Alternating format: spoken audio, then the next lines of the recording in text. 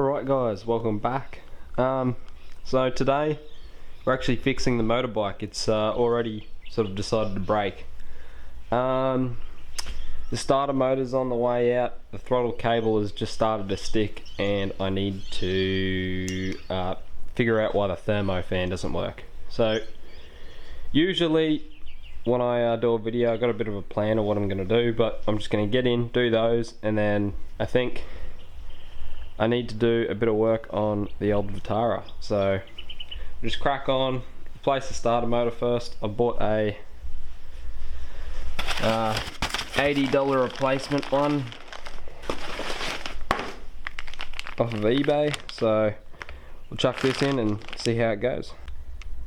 Well, been struggling, finally got the bolts out and have the starter motor free. Got to the bolts from down the top here to pull the heat shield off, but anyway, I was doing that difficultly to avoid having to pull the carby off, but I don't see any way of getting the starter out without pulling the carby off, so I guess I will do that, or maybe I'll just be able to tilt the carby. I don't know, we'll see what happens.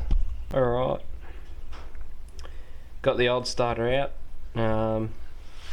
Sort of feel there's a bit of play in there and whatever else. The new one's in and lined up, just need to bolt it down and then put all the carby back in the right spot. New starter's in, all hooked up. Let's just give it a test. Need neutral.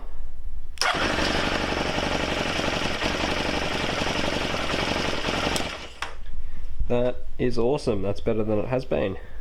So anyway, now since we're here, we're just going to replace the throttle cable because this one's a bit sticky.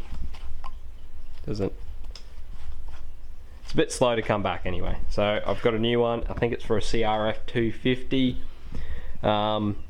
Different part numbers and everything. I'm just sort of hoping it'll all work because I couldn't find any for sale with the part numbers that are original on the 250 degree, but we'll just have to wait and see.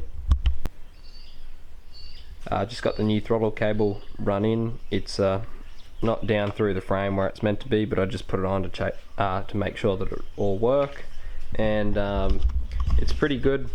It's a touch longer, so there's a tiny bit of slop in that cable, but it still works and it comes back quicker than it used to, so I can't complain. So I'll just run that in and then chuck the bike back together. Alright, the bike's back together and it's all done. Turns out the throttle cable, I still had to use the original one I had on the bike. Down here, I don't know if you can see, but this part was longer on the cable I'd bought and it was hitting on the frame, so I had to go back to the old cable that was a bit sticky, but I lubed it up and everything, and it's not great, but it does come back still, so well. So yeah, if you've got an XL250 degree, don't buy they're actually XR250 cables, so don't buy XR250 cables, they don't work. But yeah, anyway, so that's the bike done, which is good. It's actually been a couple of days now. I had to do a quick trip down to Brisbane to pick up this rear lip. Went up south, pretty good price for the prelude, so had to grab that. I just need side skirts and a front lip for this thing now. But yeah, anyway, now we'll get on to working on the Vitara. Alright, so we're just taking off the freewheeling hub to tighten up the wheel bearing because there's a bit of play in it. I don't think it's had it. The other side was loose as well, and I cranked up that wheel bearing and it took out the play, so we'll do that to this side and see how we go.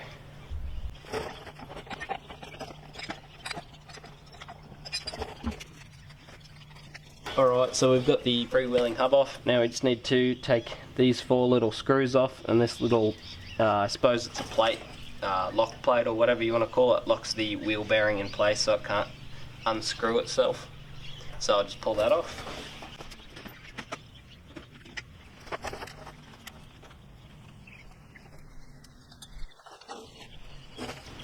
So to tighten a Suzuki, I think it's the same on a Grand Vitara and the Jimneys.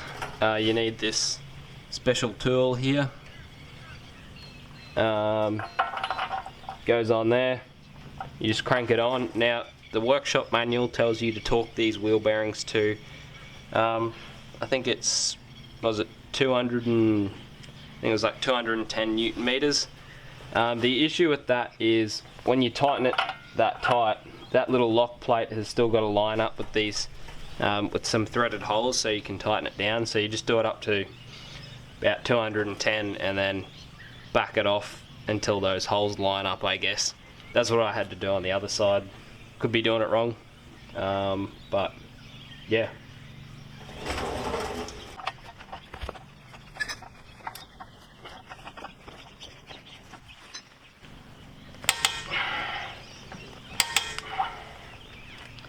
There we go. Oh, that tightened up a lot more than I expected. So now the trick is, will the holes line up? Yes. I can tighten it down in those holes, so that'll work.